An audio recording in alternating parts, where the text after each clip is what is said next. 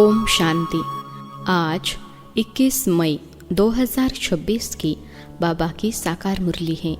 मुरली के महावाक्य हैं, मीठे बच्चे, श्रीमत पर चलकर सबको सुख दो, आसुरी मत पर दुख देते आए, अब सुख दो सुख लो। प्रश्न है, बुद्धिवान बच्चे किस राज को समझने के कारण ऊंच पद पाने का पुरुषार्थ करते हैं? उत्तर है, वे समझते हैं कि यह दुख और सुख, हार और जीत का खेल है। अभी आधा कल्प सुख का खेल चलने वाला है, वहाँ किसी भी प्रकार का दुख नहीं होगा। अब नई राजधानी आने वाली है, उसके लिए बाप अपना परम धाम छोड़कर हम बच्चों को पढ़ाने आए हैं। अब पुरुषार्थ कर ऊंच पद लेना ही है। गीत है, बदल जाए दुनिया न बदलेंगे हम। ओम शांति। मीठे मीठे बच्चों ने अर्थ समझा। यहाँ कोई कसम खाने की दरकार नहीं है, यह तो आत्मा में समझ चाहिए।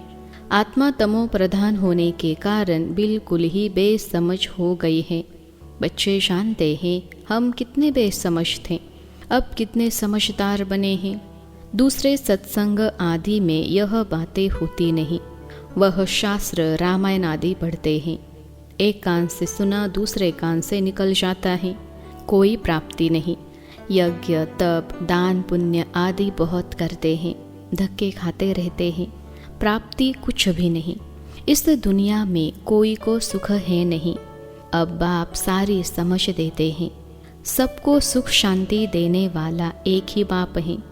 मनुष्य तो बिल्कुल ही घोर अंधियारे में है। भक्ति मार्ग वाले भी याद करते रहते हैं, हे दुख हरता सुख करता सदगति दाता। देखो दुनिया में क्या लगा पड़ा है, सबको दुख लगा ही रहता है। जो भी मनुष्य मात्र हैं, किसको भी यह पता नहीं है कि बाप कौन है, बाप से क्या वर्षा मिलता है। बेहद के बाप को जानते ही नहीं, धक्के खाते रहते हैं शांति के लिए। अब यह किसने कहा कि मन की शांति चाहिए? आत्मा कहती है यह भी मनुष्य नहीं जानते, देह अभिमान है ना। साधु संत आदि सब दुखी है, सब शांति चाहते हैं। बीमारी आदि तो साधु संतों को भी होती है, एक्सीडेंट होते हैं। दुनिया में दुख के सिवाय और कुछ तो है नहीं। अभी तुम बुद्धिवान बने हो। बाप ने समझाया है, ड्रामा के अंदर नई दुनिया और पुरानी दुनिया, सुख और दुख का खेल बना हुआ है। बाप ने तुम्हारी बुद्धि का ताला खोला है और सब मनुष्य मात्र की बुद्धि को गोदरेज का ताला लगा हुआ है। बिल्कुल ही तमो प्रधान बुद्धि है।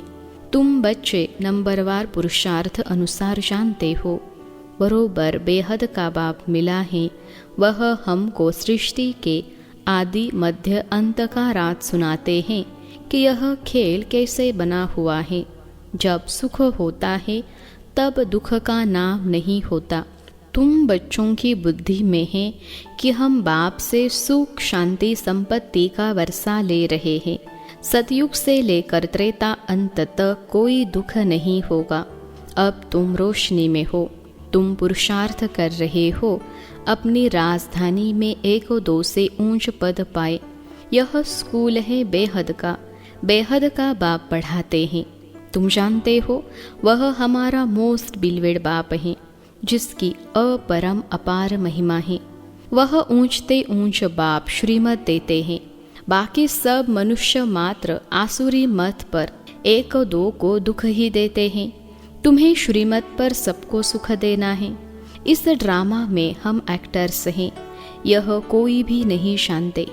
तुम बच्चे अब समझते हो इस ड्रामा में भारतवासियों का ही ऑलराउंड पार्ट है। आगे तो तुम कुछ भी नहीं जानते थे, अब तो मूल वतन से लेकर सूक्ष्म वतन स्थूल वतन सबको तुम जान गए हो। तुमको सच्चा ज्ञान है। परमपिता परमात्मा हमको इन द्वारा पढ़ा रहे हैं। बाबा हमको त्रिलोक का सारा ज्ञान दे रहे हैं। यह है ही कांटों का जंगल। बच्चे जानते हैं अभी हम कांटों से फूल अर्थात मनुष्य से देवता बनते हैं। यहाँ तो छोटे बड़े सब दुख देते हैं। गर्भ में माता को बच्चे दुख देते हैं। यह बहुत ही छी पुरानी दुनिया है। इस सृष्टि चक्र को कोई भी नहीं जानते हैं। हम कहाँ से आए, कितने जन्म लिए, फिर कहाँ जाना है, कुछ भी नहीं जानते। बेहद का बाप अर्थात सब सीताओं का एक राम वह निराकार है। तुम सभी सीताएं हो। बाप है ब्राइड ग्रूम, एक साजन के सब सजनियाँ भक्तियाँ हैं। जो भी सीताएं हैं सब रावण की जेल में फंस शोक वाटिका में आ गई हैं। सारी दुनिया के सब मनुष्य मात्र एक भगवान को याद करते हैं। भक्तों का रक्षक भगवान को कहते हैं। तुम सब अभी ब्रह्मा मुख वंशावली ब्राह्मण हो। ब्राह्मण जानते हैं हमको शिव बाबा पढ़ा रहे हैं। बाबा से वर्षा जरूर मिलता है। शिव बाबा है स्वर्ग का रचयिता। स्वर्ग कहो अथवा देवी राजधानी कहो, यह स्वर्ग की राजधानी है ना। लक्ष्मी नारायण स्वर्ग के मालिक हैं। यह भी अभी तुम समझते हो। यहाँ जब सतयुग था तो लक्ष्मी नारायण का राज्य था। अभी है कलयुग। मनुष्य तो बेचारे घोर अंधियारे में होने के कारण कुछ नहीं जानते कि अभी कलयुग का अंत है। विनाश सामने खड़ा है। तुम सब सीताओं का सदगति दाता एक राम है। सीताएं सब दुर्गति में हैं, परंतु यह कोई समझते थोड़े ही है कि हम दुर्गति में हैं। अपने साहूकारी का ही नशा है। हमको इतने मकान हैं, इतना धन है, इतने महल हैं। किसको पता नहीं कि दुख की दुनिया अब बदलनी है। मौत सामने खड़ा है। सब मिट्टी में मिल जाना है। यह जो कुछ पुरानी दुनिया में देखते हो विनाश हो जाएगा। विनाश के लिए पूरी तैयारियां हो रही हैं। यह वही महाभारत लड़ाई है, वही गीता का भगवान है। परंतु बाप की बायोग्राफी में बच्चे का नाम डाल दिया है। अब शिव बाबा तुमको राजयोग सिखा रहे हैं। बड़े ते बड़ी भूल ही यह है जो भगवान का नाम गुम कर दिया है। तुम बच्चे जानते हो हमको कोई मनुष्य साधु संत आदि नहीं पढ़ाते हैं। शिव बाबा हमको पढ़ाते हैं। वह बाप भी है, टीचर भी है, सदगुरु भी है, सब कुछ है। यह तो नहीं भूलना चाहिए ना। बाप कहते हैं हमारे सब बच्चे हैं, परंतु सभी को थोड़े ही पढ़ाएंगे। बाप कहते हैं हम भारतवासियों को फिर से राजयोग सिखाने आए हैं। भारतवासी स्वर्गवासी थे, हीरे मिसल थे, अब कौड़ी मिसल बन पड़े हैं। घर में कितनी अशांति है। कहते हैं बाबा हमको क्रोध आता है, बच्चों को मारना पड़ता है, डर लगता है। हमने 5 विकार शिव बाबा को दान दे दिया है, फिर हम यह क्यों करते हैं। बाप समझाते हैं इस समय सभी पर 5 विकारों का ग्रहण लगा हुआ है। देह अभिमान का भूत आने से फिर सब भूत लग जाते हैं। अब बाप कहते हैं देही अभिमानी बनो। अभी तुमको समझ मिली है। सतयुग में भी हम आत्म अभिमानी थे। समझते हैं आत्मा का यह शरीर अब पुराना हुआ है, आयु पूरी हुई है, इसलिए यह शरीर छोड़ अब नया लेना है। सर्प का मिसाल, सर्प की एक खाल पुरानी होती है तो फिर दूसरी नई ले लेते हैं। यह दृष्टांत है सतयुग के लिए। वहाँ तुम ऐसे शरीर छोड़ते हो, दुख की कोई बात नहीं रहती। यहाँ कितना दुख होता है, रोना पीटना आदि रहता है। अब तुम बच्चे जानते हो यह पुरानी खाल है, यहाँ कोई नई खाल नहीं मिलती है। यह अंतिम पुरानी जुत्ते हैं। अभी तुम उनसे तंग हो गए हो। वहाँ तो खुशी से एक शरीर छोड़ दूसरा लेते हैं। इन बातों को भी तुम समझते हो। यहाँ कितने नए आते हैं, समझते थोड़े ही हैं। 2-4 रोज यहाँ से समझकर जाते हैं, फिर भूल जाते हैं। हाँ, अच्छी रीति सुना, खुशी हुई तो प्रजा में आ जाएंगे।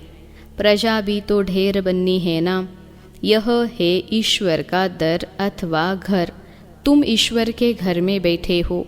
परमपिता अपना परम धाम छोड़ यहाँ साधारण तन में आकर बैठा है। वहाँ तो बाप के पास आत्माएं रहती हैं। यहाँ संगम पर बाबा खुद आया है। पतितों को पावन बनाने। उनको शिव निराकार ही कहते हैं। निराकार बाबा को आत्माएं ओ गॉड फादर कहे पुकारती हैं। मनुष्य बिगर समझ के कह देते हैं ओ गॉड फादर। इन लक्ष्मी नारायण को भी यूरोपियन लोग भगवती भगवान कहते हैं। इन्हों ऐसा किसने बनाया?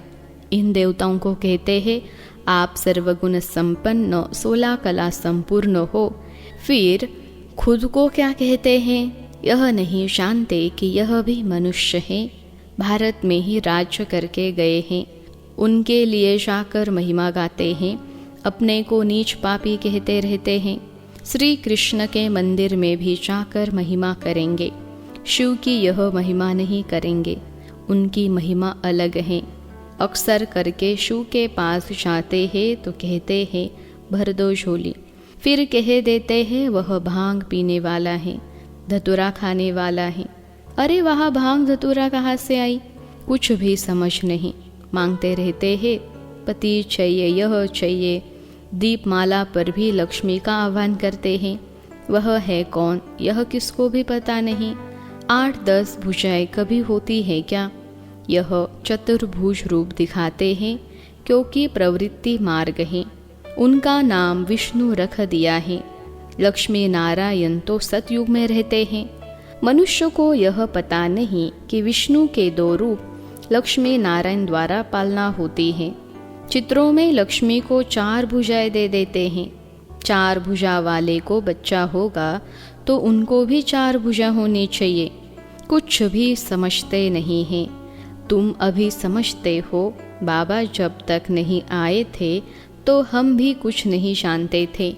अभी सारे विश्व के आदि मध्य अंत को जान गए हैं। बाबा करपति दुनिया को पावन बनाते हैं, बुलाते भी है, हे पतित पावन आओ। अब परमात्मा कैसे आए? कैसे आकर पतितों को पावन बनाए? बाप कहते हैं 5000 वर्ष पहले हमने देवी स्वराज्य बनाया था, फिर तुमने 84 जन्म कैसे लिए? यह समझ आगे तुम्हारी बुद्धि में बिल्कुल नहीं थी। इस ब्रह्मा को भी पता नहीं था। राधे कृष्ण लक्ष्मी नारायण की पूजा करते रहते, परंतु यह भी पता नहीं कि राधे कृष्ण ही स्वयंवर के बाद लक्ष्मी नारायण बने हैं। इसलिए प्रिंसेस राधे प्रिंस श्री कृष्ण कहा जाता है। स्वयंवर के बाद महाराजा महारानी बनते हैं। यह जो खुद बन रहे हैं उनको भी पता नहीं था। भल कोई को दीदार भी होता है परंतु कुछ भी समझते नहीं। फिर भी भक्तों की भावना अल्पकाल के लिए पूरी करने में साक्षात्कार कराता हूँ। यहाँ तो ध्यान दीदार की बात ही नहीं। बाप तो समझाते हैं साक्षात्कार में माया प्रवेश कर लेगी तो तुम पद भ्रष्ट हो पड़ेंगे। बहुत आकर कहते हैं हमको शिव बाबा का साक्षात्कार हो। अरे तुमको समझाया जाता है फायरफ्लाई कितना छोटा होता है, आँखों से देखा जाता है। आत्मा तो उससे भी छोटी बिंदी है। जैसे आत्मा है वैसे ही परमात्मा का रूप है। साक्षात्कार भी होगा तो उसी छोटी बिंदी का होगा। यह तो छोटी सी बिंदी है जो भ्रकुटी के बीच में रहती है। आत्मा का साक्षात्कार हो तो भी समझेंगे कुछ नहीं। तुम बच्चे जानते हो अभी हम शिव बाबा की संतान हैं। सब ब्रह्मा कुमार कुमारियाँ शिव बाबा से वर्षा ले रहे हैं। हमारी एम ऑब्जेक्ट ही यह है। स्टूडेंट है ना, तुम कहते हो पाप से सहज राजयोग सीखने आए हैं। यह एम ऑब्जेक्ट है। यह बच्चों को भूलना नहीं चाहिए। भक्ति मार्ग में भक्त लोग देवताओं के चित्र साथ में रखते हैं। फिर तुमको यह त्रिमूर्ति का चित्र पॉकेट में रखना चाहिए। इस शिव बाबा द्वारा हम यह लक्ष्मी नारायण बन रहे हैं। अच्छा, मीठे मीठे सिखलते बच्चों प्रति माता पिता बाप दादा का याद प्यार और गुड मॉर्निंग। रूहानी बाप की रूहानी बच्चों को नमस्ते। हम रूहानी बच्चों की सिखलते रूहानी माता पिता बाप दादा को याद प्यार, गुड मॉर्निंग और नमस्ते बाबा नमस्ते। धारणा के लिए मुख्य सार। पहली पॉइंट है शिव बाबा को विकारों का दान देकर फिर कभी वापस नहीं लेना है। देह अभिमान के भूत से बचना है। इस भूत से सब भूत आ जाते हैं, इसलिए आत्म अभिमानी बनने का अभ्यास करना है। दूसरी पॉइंट है, ध्यान दीदार की आश नहीं रखनी है। एम ऑब्जेक्ट को सामने रख पुरुषार्थ करना है। श्रीमत पर सबको सुख देना है। आज का वरदान है, करावन हार की स्मृति से सेवा में सदा निर्माण का कार्य करने वाले कर्म योगी भव। करावन हार की स्मृति से सेवा में सदा निर्माण का कार्य करने वाले कर्म योगी भव। विश्लेषण है, कोई भी कर्म योगी के स्टेज में परिवर्तन करो। सिर्फ कर्म करने वाले नहीं, लेकिन कर्म योगी हैं। कर्म अर्थात व्यवहार और योग अर्थात परमार्थ, दोनों का बैलेंस हो। शरीर निर्वाह के पीछे आत्मा का निर्वाह भूल न जाए। जो भी कर्म करो वह ईश्वरीय सेवा अर्थ हो। इसके लिए सेवाओं में निमित्त मात्र का मंत्र व करावन हार की स्मृति का संकल्प सदा याद रहे। करावन हार भूले नहीं तो सेवा में निर्माण ही निर्माण करते रहेंगे। आज का स्लोगन है, सेवा व संबंध संपर्क में विघ्न पड़ने का कारण है पुराने संस्कार, उन संस्कारों से वैराग्य हो। सेवा व संबंध संपर्क में विघ्न पड़ने का कारण है पुराने संस्कार, उन संस्कारों से वैराग्य हो। अव्यक्त इशारे, सदा अचल अडोल एक रस स्थिति का अनुभव करो। सभी से श्रेष्ठ तख्त बाप दादा के दिल तख्त नशीन बनना है, लेकिन इस तख्त पर बैठने के लिए पहले अचल अडोल एक रस स्थिति का तख्त चाहिए। एक रस स्थिति के तख्त पर तब स्थित रह सकेंगे जब अकाल तख्त नशीन बनने का अभ्यास होगा। जैसे वह तपस्वी सदैव आसन पर बैठते हैं, ऐसे आप अपनी एक रस आत्मा की स्थिति के आसन पर विराजमान रहो।